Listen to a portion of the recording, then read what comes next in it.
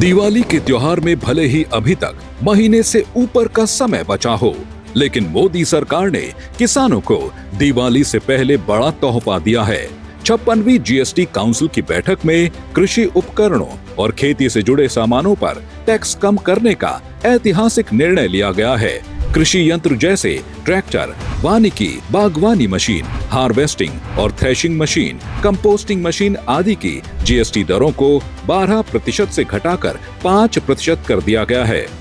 Agriculture goods such as tractors, agricultural, horticultural and forestry machines for soil preparation or cultivation, harvesting or threshing machines, including straw or fodder balers, grass or hay movers, composting machines, etc., are all coming down from 12 to 5%. Modi सरकार के इस ऐतिहासिक फैसले के बाद खेती किसानी के लिए जरूरी सामान पहले से भी सस्ता हो जाएगा। सबसे बड़ी राहत ट्रैक्टर पर दी गई है।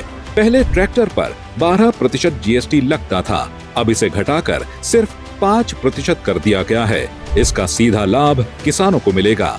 इतना ही नहीं, ट्रैक्टर के टायर और पुर्जों पर भी बड़ी राहत दी गई है। 18% जीएसटी को घटाकर 5% कर दिया गया है। इससे किसानों की मरम्मत और रखरखाव की लागत कम होगी।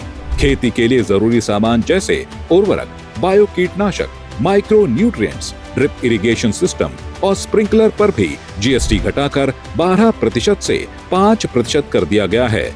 इन निर्णयों का सीधा असर किसानों के जीवन पर पड़ेगा।